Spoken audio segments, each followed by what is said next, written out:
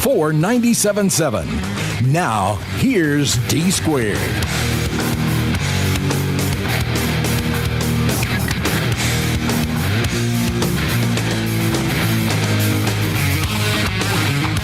Welcome everyone as we wrap up another week of the Blitz Sports Radio here. This is the Recruiting Blitz with D Squared. We're going to have some great conversation today. The topic is going to be Ole Miss and Mississippi State. Of course, the Bulldogs came into Tuscaloosa and rattled some cages yesterday in baseball, winning 12-8. Playing long ball and scoring 8 runs after the sixth inning. It was a 4-4 ball game. State jumped out to a 3-0 lead. Alabama scored 4 unanswered runs to take a 4-3 lead, their only lead of the night. The Bulldogs answered to tie it at 4 and then pulled away with a 3-run homer, a 2-run homer, and was able to survive. They actually built a 12-5 lead. Alabama rallied in the ninth for 3 runs, but the Bulldogs subdue Alabama 12-8. You heard that game on our sister station, ESPN 97.7 The Zone. It got moved up to 5 o'clock. Today's game is going to be a matinee. It's going to be a noon start. It was slated to be 6 o'clock, but the University of Alabama moved it up due to the threat of inclement weather to noon. They will be playing Mississippi State in Game 2. Luke Holcomb will be on the mound for the University of Alabama against Mississippi State. State trying to win their first series of the year. Same with Alabama. Alabama has lost 2 out of 3 to 3 straight top 10 teams. We talked about it. Started on the road at Florida, came home against Kentucky, and then went to Arkansas. Now they're at home against Mississippi State. State had started the season 1-8, including last week. And I thought in Starkville they played the team, the number 6 team in the country, who drilled LSU last night, 13-5, South Carolina and Mark Kingston. They did a nice job against South Carolina. They did take the second game of that series, had a chance to win the series, but fell. So Mississippi State played South Carolina extremely tough. You heard Steve Robertson on Talking Ball yesterday on ESPN 97.7 The Zone. He does an outstanding job for genespage.com, part of 24/7 Sports, has his daily podcast, The Boneyard. Also, he's one of the few that he travels to every baseball series. He is in Tuscaloosa, doing a great job reporting on that series. And so Alabama falls to Mississippi State. State trying to get their season turned around. It's probably a swing game for the University of Alabama. They need to have a chance to win the series on Saturday. And we'll see, how the weather affects the schedule for Saturday as well. We could see the game moved up and the time moved because, again, inclement weather is supposed to be a part of this Easter weekend, unfortunately, at least through Saturday. So we will see how that is affected. And then the Ole Miss Rebels, they need to win their first series of the year as well, defending national champions under Mike Bianco. They have struggled thus far to gain any traction in the Southeastern Conference. But as we've told you, again, it's going to be interesting to see if both of them can get going because they both, have such great traditions. But as we said, right now, Ole Miss, both of these teams, now Mississippi State's 2-8, but Ole Miss 1-8 playing Arkansas, and that's tough because when you're playing the Hogs, they're one of the top 10 teams in the country as well. And so that's going to be interesting to see if Ole Miss can get their first series win. They will see. They were the one game that got washed out yesterday. It's in Oxford, so maybe they can get going. But they're now 1-8, 16-13 overall. As we said, Mississippi State 2-8, 18-13. Alabama drops to 3-7, 22-9 overall. But they need to get a win today to give themselves a chance. Texas A&M came into Plainsman's Park last night. They beat Auburn, and they've been struggling a little bit in conference play as well. They came in 3-6, now 4-6. Auburn and Butch Thompson now tied with Alabama at 3-7, 18-11-1 overall. So Alabama and Auburn both struggling within the conference. Same way with Ole Miss and Mississippi State, and both those schools have extremely proud baseball traditions. Mississippi State especially, when you consider they've really been the flagship of baseball, along with LSU. For the SEC for so many years before South Carolina became such a power under Ray Tanner and won 2 national titles. We've seen Tim Corbin turn Vanderbilt into a 2-time national champion.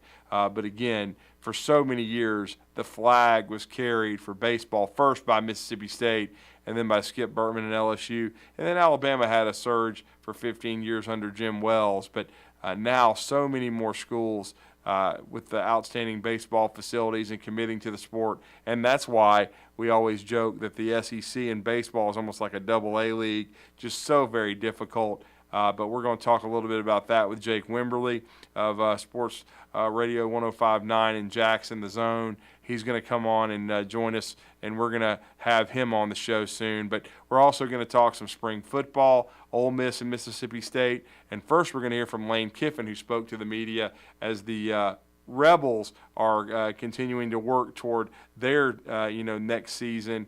They had a disappointing ending last year, no question about that.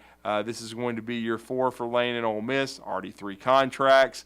He's making $9 million a year. I mean, making huge money at Ole Miss, no question about that, as he's considered to continue to, get raises. And, I mean, certainly his first couple of years at Ole Miss was outstanding.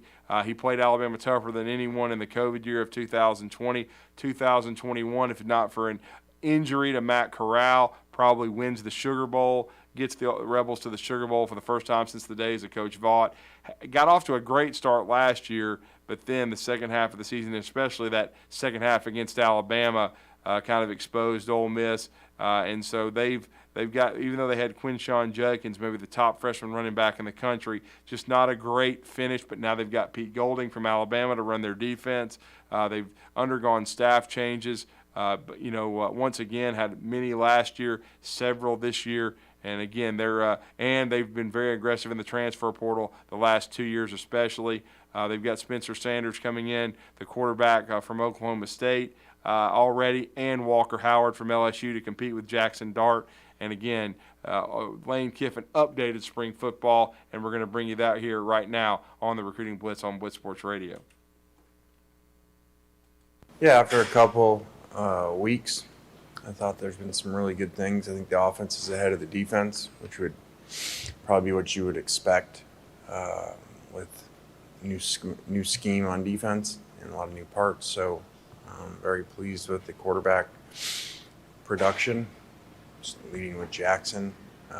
He's had a really good couple weeks and really good Saturday, so that's great to see. And so still got a lot of work to do. Still have some holes in the next window to work on, especially defensively.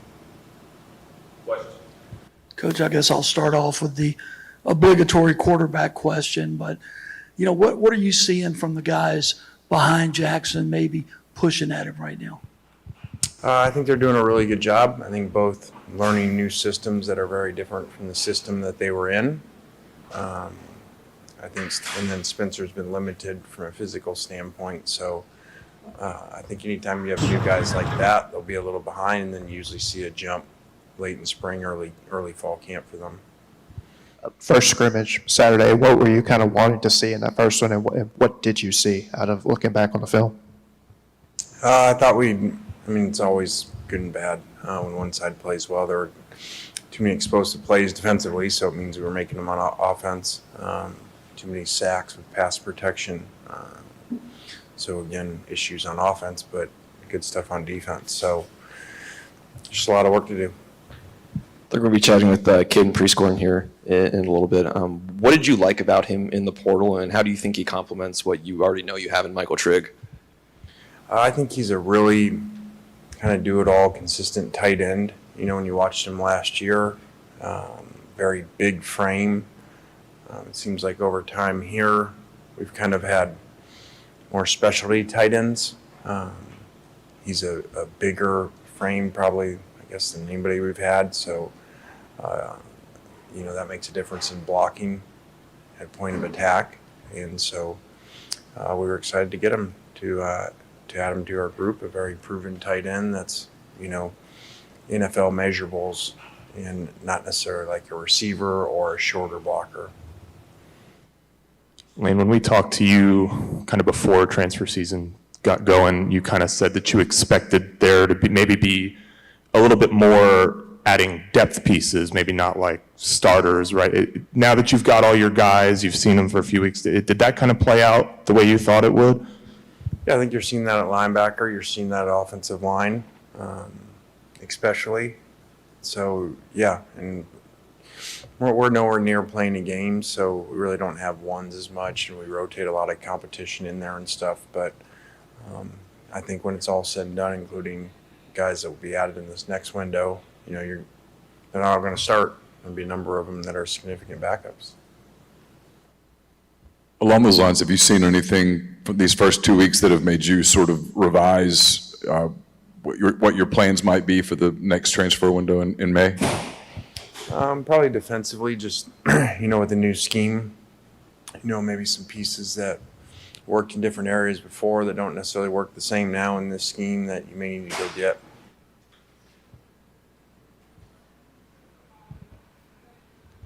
I guess you saw us here in a second ago, just kind of talking to JJ, just the defensive line as a whole with, returners like him, Jared Ivey, and just a couple of others. I mean, just what's kind of your expectation for him and just the defensive line in general to kind of take that next step?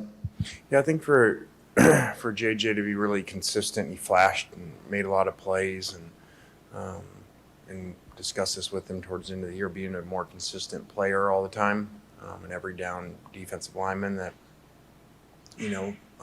NFL teams are watching and excited about. So he has that ability. I think that group, when healthy, has a really good chance to maybe be, for sure, one of the better groups, if not the best, on our team. Cedric, obviously, before he got hurt, was pretty dominant. So I think that made a big difference in our defensive play late in the year. Lane, with the portal period about to open again, have you got in your mind particular pieces that you'd like to go out and get? Yeah, I wonder one day if we're going to stop saying that with the portal period getting ready to open. I mean, or at least just one of them. So, I mean, everybody thinks that's good because they're like, okay, well, you're going to go get pieces. Well, like we've seen you lose some pieces as well. I think that a year ago, really, being the first big portal, we got a lot in and not much went out early on in it. And now you're seeing a little bit of both. So it's good because you can go add, but also you got to worry about what you lose too.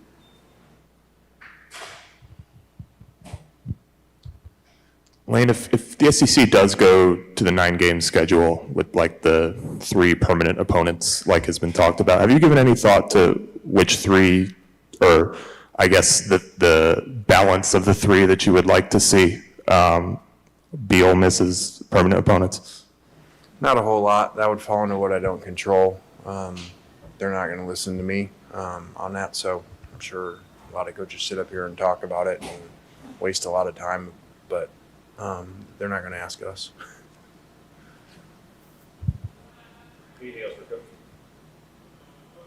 All right, guys. Thanks.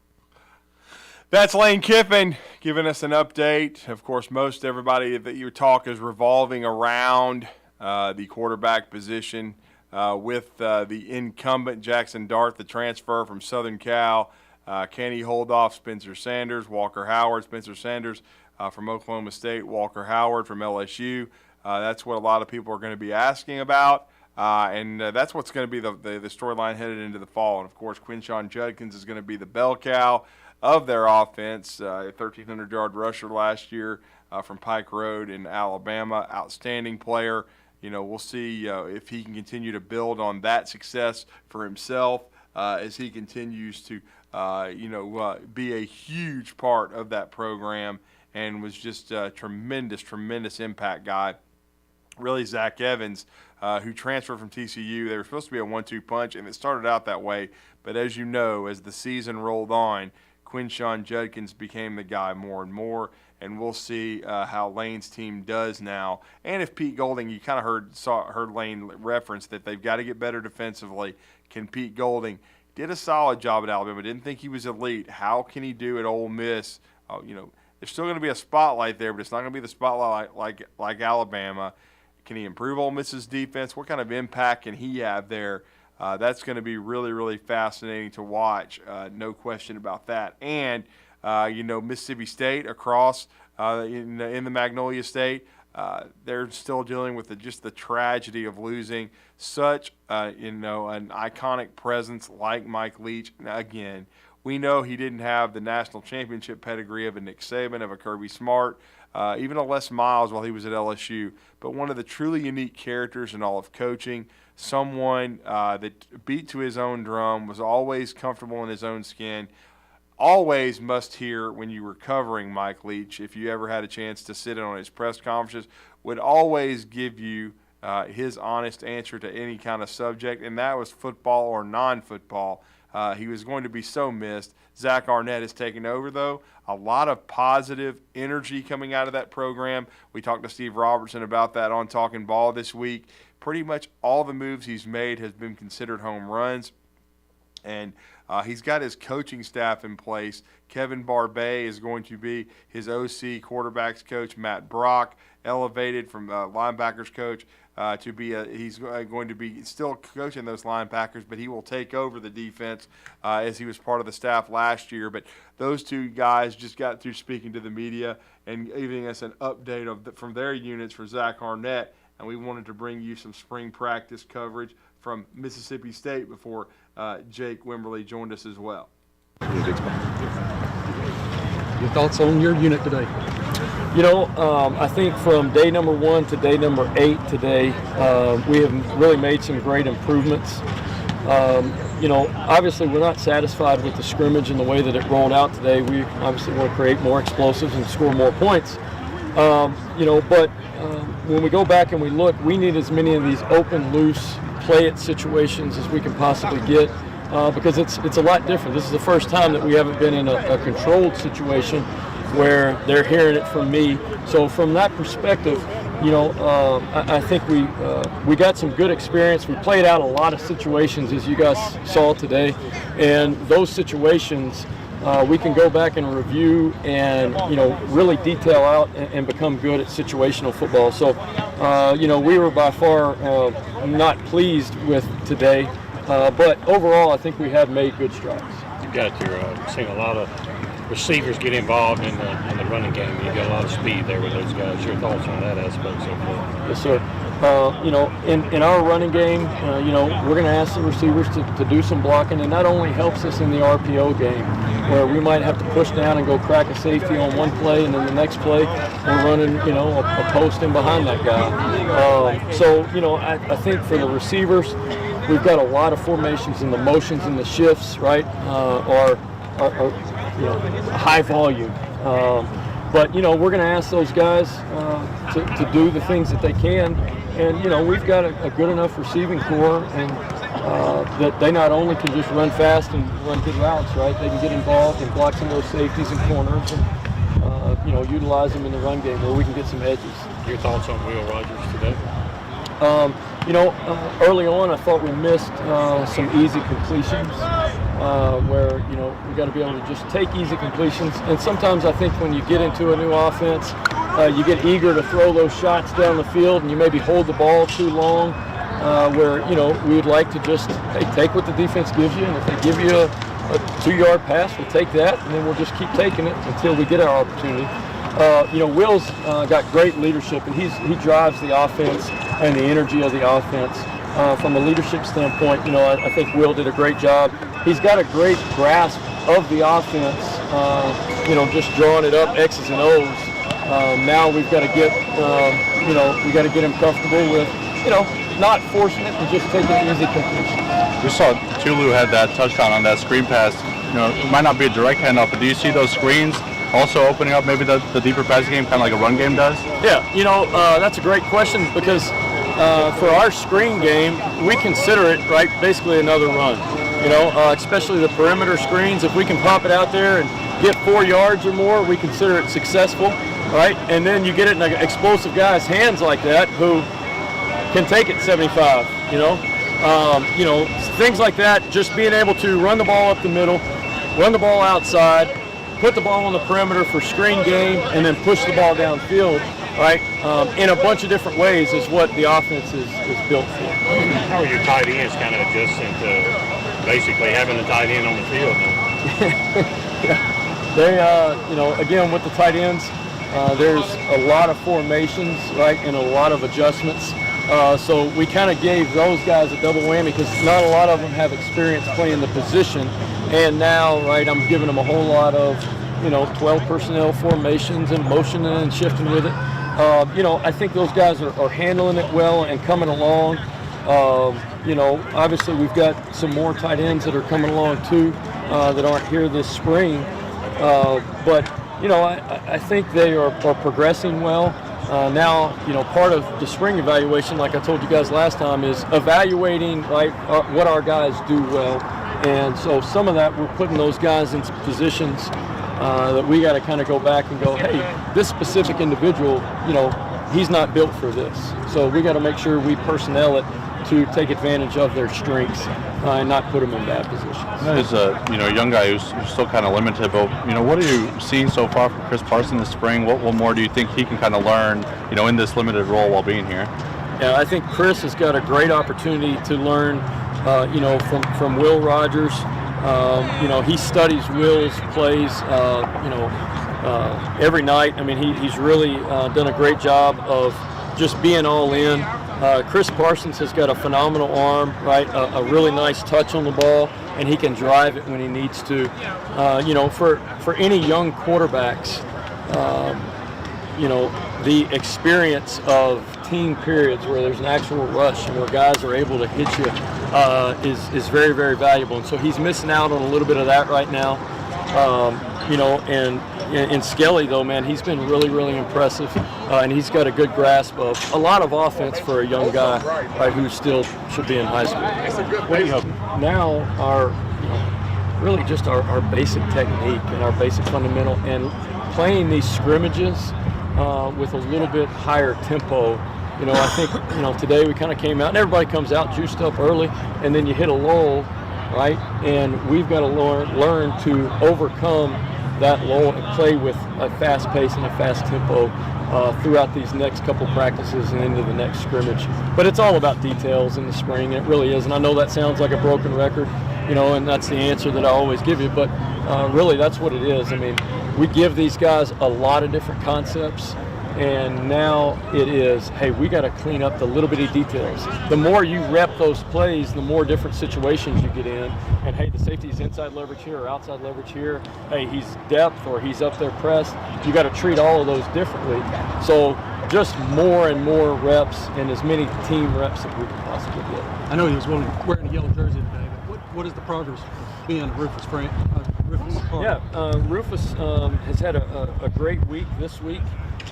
You know, I think he is an explosive player that, you know, we've got him playing in the slot position right now, that once we, you know, are able to do some things with him on the perimeter and ask him to, you know, create some of those explosive plays, he's a really good perimeter guy and coming along, you know, and he's a guy that just needs as many reps as he can possibly get. Coach, any thoughts about Mike in these situational drives today? Yeah, you know, for Mike, also just as many reps as he can possibly get. And, you know, you see he's got a little bit of a different element to his game, right? So there are some things that I was trying to kind of do with him that were a little bit different. You know, Mike, again, kind of the same thing. You know, from the quarterback perspective, I thought both of them today, we missed out on opportunities to take some easy completions. And so I think early on, there were some spots where, you know, he could have taken some easier completions.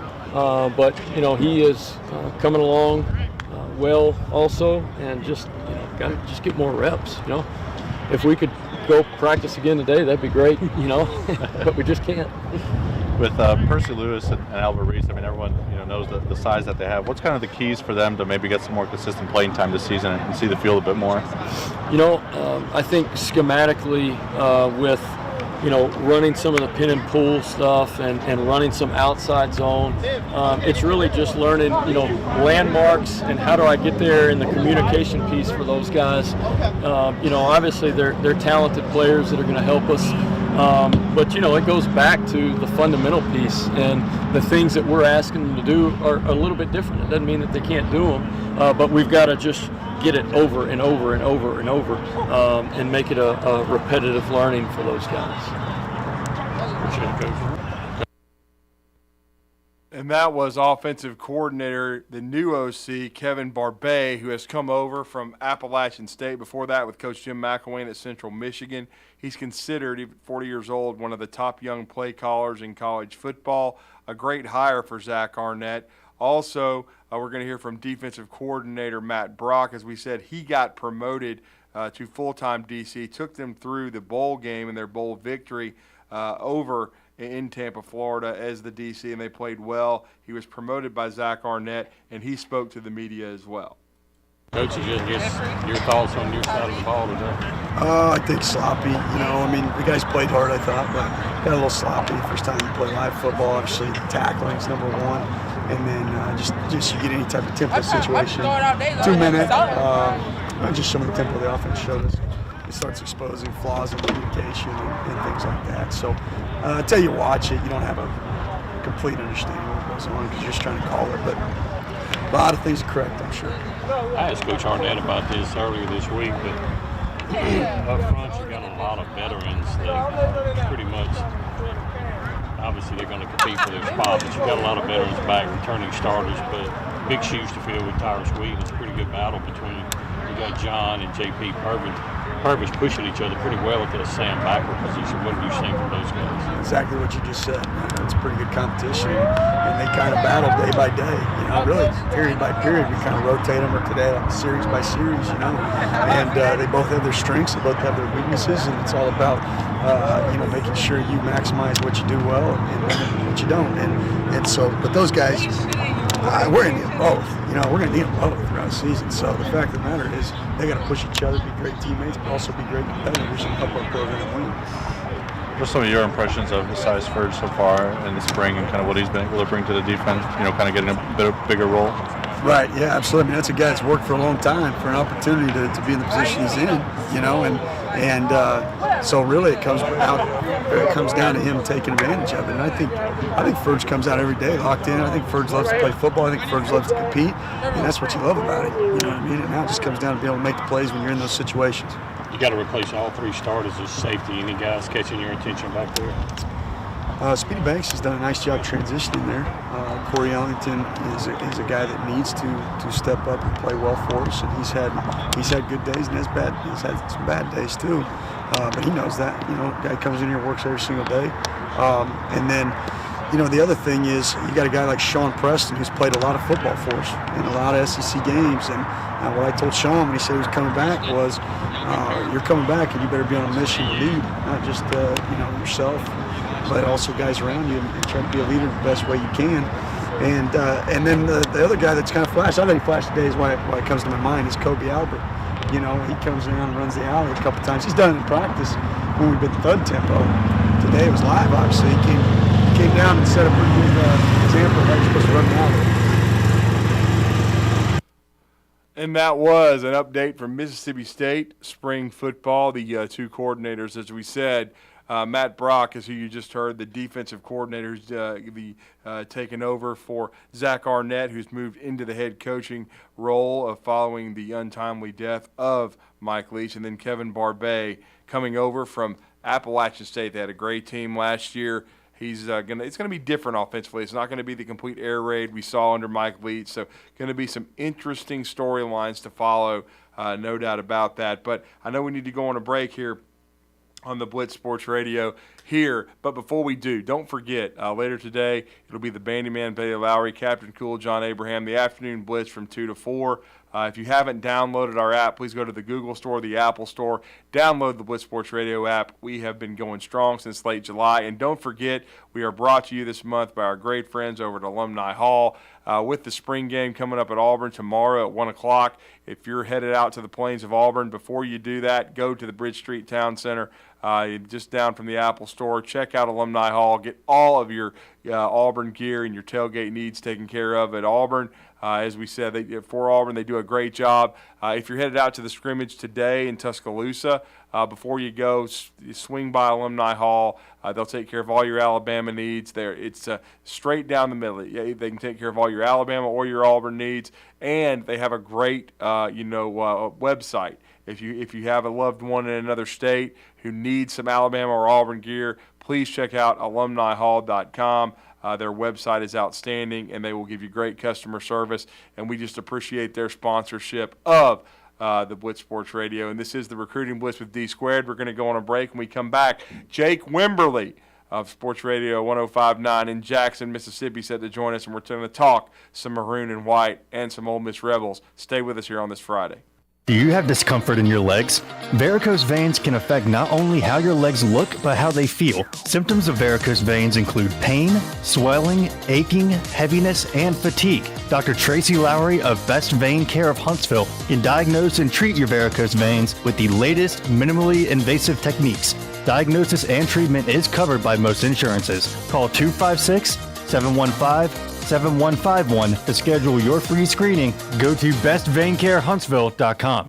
Great food and the best live entertainment is what it's all about at the Furniture Factory Bar and Grill. Head to downtown Huntsville every Tuesday for karaoke on the only outdoor karaoke stage in North Alabama. Thursday night is the Valley's longest running and biggest bike night. Food and drink specials, giveaways, and live music on the patio. And the Furniture Factory menu is fully loaded with options from steaks to salads, plus a whole lot more. Featuring a weekday happy hour that starts at 3. 619 Meridian Street, downtown Huntsville, and online at FurnitureFactoryBarGrill.com. Guys, when we were 20, we never had to worry about spontaneity. And now that we've gotten older, spontaneity has been replaced with pills and injections. We're just trying to keep that intimacy, but it's taken away from spontaneity. At Advanced Life Clinic, we now offer GainsWave, which uses sound waves to non-invasively treat this issue with no need for pills or injections. Just give us a call, 256-888-9367, or check us out online, advancedlifeclinic.com. McCurry Motors is your car and van rental headquarters. You can rent the vehicle you need today. Family in town, sporting event, church function, no matter what your need, McCurry Motors has you covered with a wide selection of cars and vans available for rent. They have 12-passenger Mercedes Sprinter vans, 12-passenger Ford Transit vans, 15-passenger Ford Transit vans, and 15-passenger Chevrolet Express vans. They have 2 locations, Highway 72 in Athens or Max Luther Drive in Huntsville. When I chose a garage door company, I did my homework. I needed Precision Overhead Garage Door Service. They have a 5-star Google rating. I checked the reviews and liked what their customers had to say. Precision Overhead Garage Door has lifetime warranty packages. Same-day service if I call before 2 p.m. If they can't make it the same day, my service call fee the next day is waived. They did a 25-point safety inspection on the door and operator. Now that's peace of mind. Residential, commercial, and gate services. Precision Overhead Garage Door Service. Call 256-400-4500. New name, new players, and an even better championship experience. This April, the Korn Ferry Tour returns to the Rocket City for the 2023 Hometown Lenders Championship at the Ledges. Experience the beauty and drama of the Ledges in person as golf's rising stars chase their PGA Tour dreams. From the first man on the green to the roar of the crowd when the final putt drops. Be part of every moment of the Hometown Lenders Championship at the Ledges from April 24th through April 30th. Tickets to be a part of the action are on sale now at HTLChamp.com. Normally, when you call a roofing company, all you hear is, you need a new roof. Not when you call Fleming Roofing and Restoration. Since 1965, the folks at Fleming have been focused on what you need, whether it's an easy repair or a full roof replacement, commercial or residential. And when it comes to storm damage, you want Fleming on your side. They know all the ins and outs of insurance claims and will guide you through the entire process. Log on FlemingHSV.com and book your free estimate today. Fleming Roofing and Restoration. We show up. You've got to experience Toyotathon at Bill Penny Toyota. They've got the selection with over 700 new Toyotas to choose from. And they've got the extras with Bill Penny perks and a 10-year unlimited warranty. So get on over to Bill Penny Toyota today and experience Toyotathon. Bill Penny Toyota in Huntsville and online at BillPennyToyota.com. Bill Penny's Toyota 10-year unlimited warranty is valid through the 10th year of ownership. Valid on new vehicles only. See dealer for details.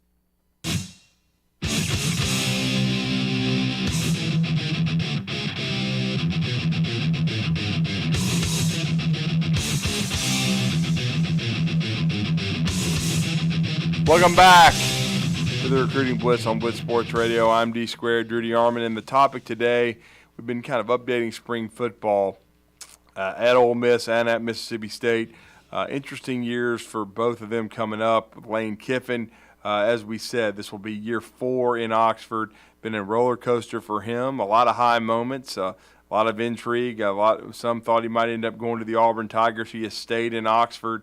And then, unfortunately, just due to tragic circumstances, a new era in Mississippi State football, Zach Arnett. But with all that said, there's a lot of optimism coming out of Starkville with what Zach Arnett could potentially accomplish and the staff he's put together going through his first spring practice. And then, of course, college baseball going strong. Both Ole Miss and Mississippi State, that's your last two in Mississippi State. And then Ole Miss, national champions in college baseball, but some struggles on the diamond for both of them. Mississippi State did not have a winning season last year. A lot of injuries, did not make it to Hoover. And now Ole Miss and Mike Bianco. Now, they went through some struggles early last year, figured it out, got into the postseason, was the last team in the field as a 3 seed, but then, as we know, won in Coral Gables, got rolling, and ended up winning the national championship. They're only 1-8 right now. They were washed out at home against Arkansas yesterday. In Mississippi State and Chris Lemonis, they came in 1-8, but they whip Alabama 12-8. Got a chance to get their first series win later this afternoon at noon. So we'll see if they can get it turned around. But both these programs, extremely rabid fan bases and proud. College baseball traditions. We'll talk about that and more with our next guest. He does a great job as the host of Afternoon Drive from 3 to 6 each Monday through Friday. I've been a part of that program many times. He's the program director as well for ESPN 105.9 and 106.3 as in Jackson, Mississippi. Also, he's a part of the Maxwell Award as far as for the Player of the Year in college football, the Bolitnikoff Award, and voter for the College Football Hall of Fame, and that's our good friend Jake Wimberly. Jake, hope you and your family are going to have a happy Easter, man. Welcome to the show this morning. How are you? Drew, we're doing good. We may need some more boots and a boat over here, but we're doing well. I hope you guys have a great Easter weekend. Well, that doesn't sound good then. Is Arkansas and Ole Miss going to be able to get a game in today? Today, it may not happen. They may get 2 tomorrow. I know the weather's supposed to start moving out tomorrow morning, but they're going to try it. But right now, central Mississippi and the way the storm is moving north, right now it does not look good. I know on a lower local level, all competitive tournament baseball has been canceled for the weekend. So we'll just wait and see if they can get them in. Well, and I guess that means that I think there was only one other series that was slated to be on Easter Sunday that we might see Ole Miss and Arkansas playing on Easter Sunday. I know that's not something that would be ideal, but with the way the schedule was set up this year, that may happen. No, it very well could. You may have to try to get a game or 2 tomorrow, and then maybe play a third game on Sunday to try to keep pace here. The last thing you want to do is have a total washout for the weekend. So, as many as they can play over the next 48 hours or so, they're going to try to get them in. The only series was slated to play on Easter Sunday was Kentucky at Georgia. But we could see, due to rain, as Jake is telling us, it does not look good today either over in Oxford at Swayze Field. So the Rebels and the Arkansas Razorbacks could be rained out again today. And this is a series that Ole Miss really needs. Look, we know Coach Bianco, what he's done at Ole Miss. I've always admired him. He stayed there. He never left to go to LSU or another job. I know at one point during the season last year he was thought to be in trouble because the Rebels had so much high expectations and were struggling, but we know what happened. It was storybook. They got hot. They got in to the NCAAs. They end up winning it all. But now this year they've started 1-8 again. What's been the issue for Ole Miss baseball so far? Well, I think, one, you lose leadership off the team from last year with Elko being gone and some of those other guys. Yeah. Look, it's a youth movement. Mississippi State, of course, gets the win last night, now 2-8. And, of course, you guys, will see the other two over there in Tuscaloosa this weekend. But, both of these teams are right there together, but they're totally different reasons that I think both teams are where they are. Staying with Ole Miss, I think it's a youth movement. They've got a lot of young pitchers. They've recruited well. It's just trying to get some of these young arms up and going, some of these guys in the rotation. And then, of course, at the plate to create, Ole Miss can still hit the baseball. They can still do really good things. It's just the league is really tough, and we know that. And I mean, you can make an argument that the league in baseball is tougher than it is actually in football, top to bottom. So I think it's a youth movement more than anything. And Ole Miss, if they can kind of churn through this schedule and grab some momentum, you could see them get into the SEC tournament. And then, of course, as we know, if you can get into a regional bid or get a regional bid and get in, you'll be at a 3-seed or, 2, 3-seed or 4, anything can happen. But I think it's just getting these young players up and going in Oxford. Yeah, and then on the other side of the coin, I kind of mentioned it before you came on as we were ending our first segment. Chris Lemonis and crew, they had a lot of injuries last year. They had a magical run themselves. They weren't expected to win it all, but they had a really good ball club. They got hot, though. They did. It's the first championship in their storied history because, this has been before they finally did win it all 2 years ago. They were one on that short list of best programs to have never won it under the great Ron Polk, who spent 2 stints there. But they win it all, yet they end up last year with a losing record. They don't go to the postseason and then get off to a slow start this year. I know you sort of hinted at it, but what's been the issue with Mississippi State this year after the struggles of last season? Well, injuries are a part of that. And then, you've got to look at it and say, hey, there's several things that you got to point to. One, there is a lack of leadership, with this team, it looks like. And then 2, maybe some misses in recruiting. Mississippi State has recruited well, at least on paper, but some of this talent has not panned out. Like a lot of teams, you miss on some of those guys that go on to play Major League Baseball. But you have to start looking at the coaching staff because it's one thing to win a national championship and then to have somewhat of a drop-off. I think we're all pretty confident that, TCU, for instance, in football, who made it to the national championship last year, probably going to take a step back. What does that look like for Gary Patterson? Maybe 8-5, 7-4, 7-5, 8-4, somewhere in that nature. But Mississippi State didn't just take a drop; they fell off the map. And then you're talking about a team that lost 16, 17 games straight in the conference from last year into this year before they beat South Carolina last weekend.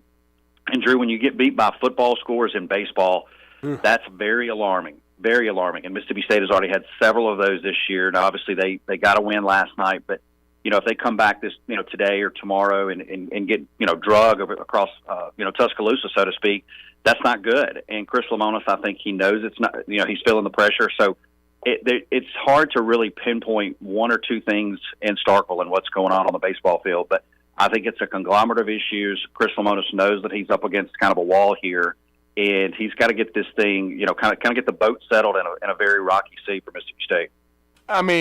If they don't make the postseason, is he on the supreme hot seat headed into next year? I couldn't see him, being let go after this season. Now, I could see staff changes, especially maybe potentially a new pitching coach, because we watched them last night. They swung the bats exceptionally well. Their offensive numbers are good. How much trouble would he be in if they can't turn it around and they have another subpar season? You would have to think, and again, all of this is speculation, but that, the new athletics director is going to have a sit down with him. Like you said, I think he'll get another year, but major staff changes. Foxhall, the pitching coach, was heralded 2 years ago now that he's getting a lot of heat from the fans. And a lot of heat from inside the fan base because of the pitching staff and the way the pitching staff has not developed under him. So I think he would get another year. I would be shocked if he got, canned after 2 years. But we've seen how, a lot of these coaches have and athletic directors now have a quick hook in a lot of sports. But I think he would get another year, but you would have to definitely see a lot of changes across that baseball staff, and then there would need to be some significant improvement in 2024.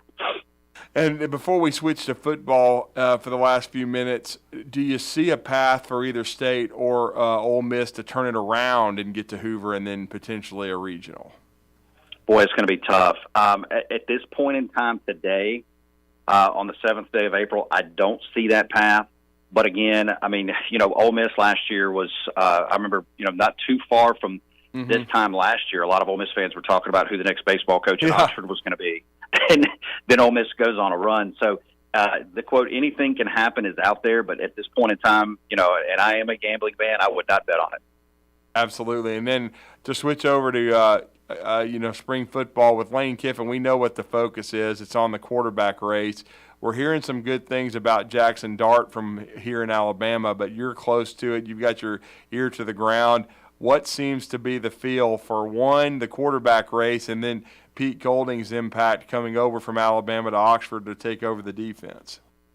Yeah, just had David Johnson with 247 Sports on yesterday, and he says, and all accounts coming out of Oxford, is Jackson Dart looks much better this spring. I think the competition, just the fact that you bring in Walker Howard, you bring in Spencer Sanders, just having those guys in that quarterback room has helped Jackson Dart. Now, Spencer Sanders has come in, he's battled some injuries, from last season, so he has not had a fair shake. When I say fair shake, it's not that he can't take the snaps, he's just not healthy. So he's going to have to get healthy, I think, before he makes a push here. But by all accounts, Jackson Dart is playing really good football in the spring for Ole Miss. They get Michael Trigg back off an injury, so that's a big tight end target that they're going to utilize. They got a transfer in at tight end as well, I believe, from the University of Memphis. And I could be wrong on the destination he comes from, but expected to utilize the tight ends this year. Quarterback situation looks really good. And then, of course, Quinshawn Junkins looks really, really good. Not surprisingly, you could argue he's the best running back in the Southeastern Conference. So this offense should be fun to watch. And I think just by default, having those guys in that quarterback room, whoever the guy is that walks out on the field Labor Day weekend to start for Ole Miss, they're going to be better just by competition alone.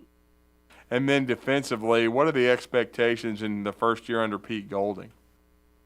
Well, obviously, it's an interesting year here in the state of Mississippi recruiting-wise. Mississippi, goes through cycles like a lot of states their size where, you may have one 5-star, you may have none, you may have a few 4-stars. This year, though, is one of those years where I expect to see some extremely intense recruiting battles. The state of Mississippi has a lot of high-end defensive linemen. I'm sure Alabama will be over here, Auburn, LSU, but Pete Golding comes in, a heralded recruiter.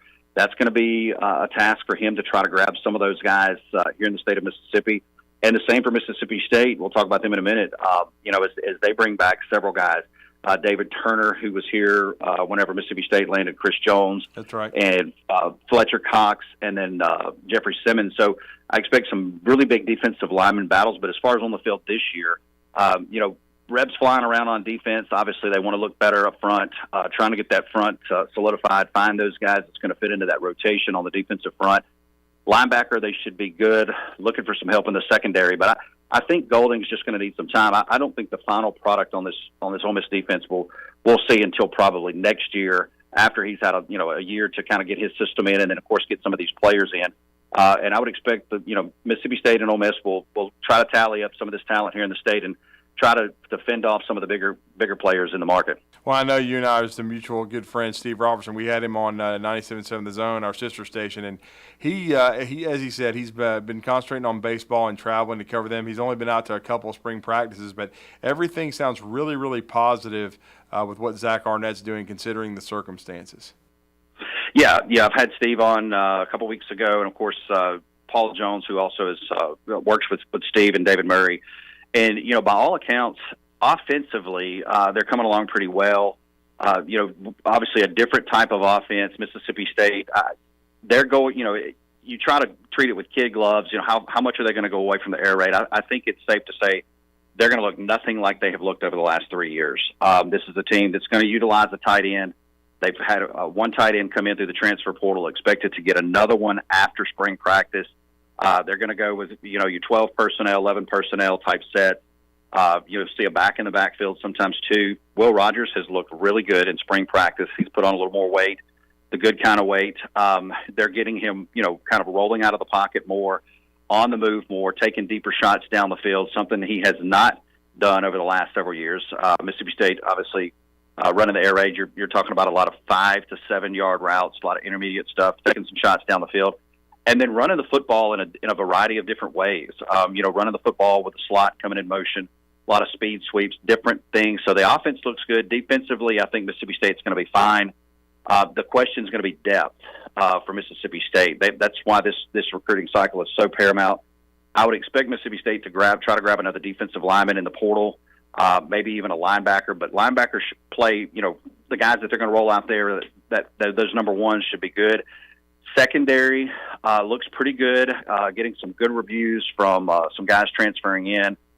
in the transfer portal, one defensive back from the University of Miami, another one from LSU. So the first 11, 12, 13 that roll out for Mississippi State defensively should be good. It's just what does that depth look like, and how does that SEC schedule affect that depth? Great stuff from Jake Wimberly. Jake, man, we always appreciate the time you give us and the insight and the great state of Mississippi. Let everybody know how to follow you. I know you're going to have a great show later today from 3 to 6, but let everybody know how to get in touch with you. Yeah, Drew, I appreciate that. Just on Twitter, @JakeWim. And, of course, you can stream us if you want another show to listen to in the region, so to speak, that covers a lot of SEC flavor, a lot of SEC football and sports. Just go to thezone1059.com. And, Drew, I appreciate you guys. Hope y'all have a great weekend. Yes, sir. Happy Easter to you. That's Jake Wimberly. We're going to go on a break. When we come back, we're going to wrap up this week of the Recruiting Blitz on Blitz Sports Radio. I'm D Squared. The Blitz has been called.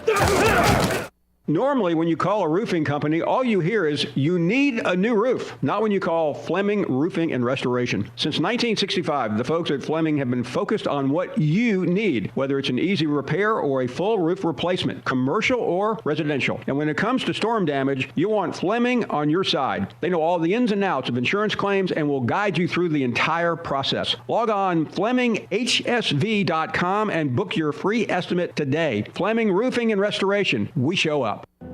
To fasten your seatbelt, insert the metal fittings and tighten the strap. And in the event of a sudden rush of cabin generosity, your seat cushion can be used to grant wishes. How? By donating your airline miles to Make-A-Wish. Why? Because your frequent flyer account is stuffed as fat as your carry-on. And just like the workout clothes you packed, you're never going to use all those miles. But if you donate some to Make-A-Wish, you can give wishes wings and put sick kids right where you're sitting now. No, not in seats to Newark. Seats to fun family places, breaks from treatments and doctor visits and hospital stays, wishes to feel better, and lots of times get better too. Push your call buttons if you feel me. Alrighty then, well, once we reach cruising altitude, you can use your electronic device to make your pledge of miles or money to Make-A-Wish at givewisheswings.org. That's givewisheswings.org.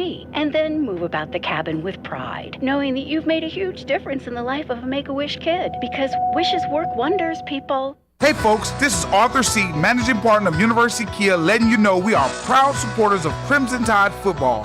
Stop into University Kia today and shop our large selection of new Kias, including the all-new Telluride 8-passenger SUV, the stylish new K5, and sporty new Seltos. Visit universitykia.com for all our great offers. And get pre-approved in minutes so you can drive home your new Kia today, because we want to see you in a Kia. Roll Tide!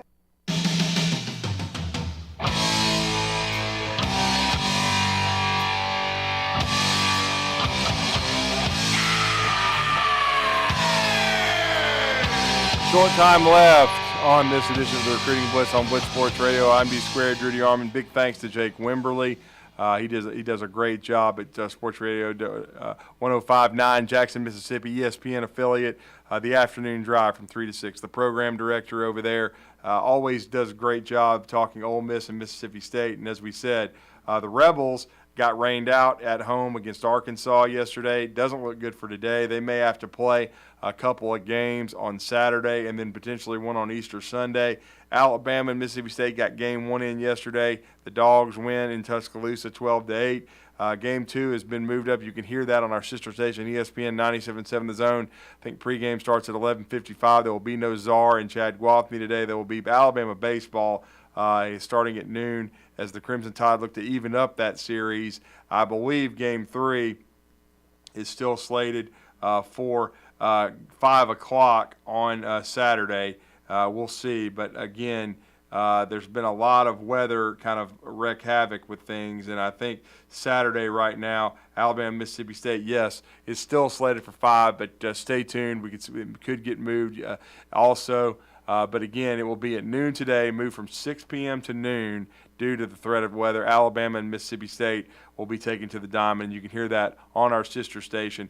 And if you haven't downloaded the app, please do so. Download the ESPN 97.7 The Zone app at your Google Store, your Apple Store. Download our streaming channel here, the Blitz Sports Radio, brought to you by your friends at Alumni Hall. Please check out Alumni Hall over at the Bridge Street Town Center before you go to Auburn this weekend for A-Day. and before you maybe make the trek to Tuscaloosa as well for some great baseball, or even the scrimmage later today with Nick Saban. But again, we'll have Nick Saban on our sister station today at 3 after their scrimmage on ESPN 97.7 The Zone. But don't forget, on Blitz Sports Radio later today from 2 to 4, the Bandyman Bailey Lowry and Captain Cool John Abraham will wrap up another great week of the Afternoon Blitz. Everybody have a great Easter weekend, and we'll talk to you on Monday, everyone.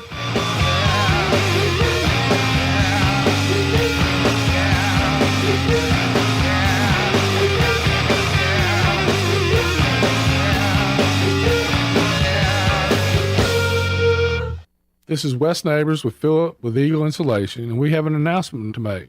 Yes, Wes, we are now Eagle Masonry and Insulation. Still a place to call for your installation needs, but now we offer masonry services. What kind of masonry projects can you handle? Wes, no job is too big, no job is too small. We can do renovations, new construction, outdoor fireplaces, fire pits, brick landscape borders. Well, when you came out to my house, you did both the insulation and masonry at the same time. You guys did rock for me.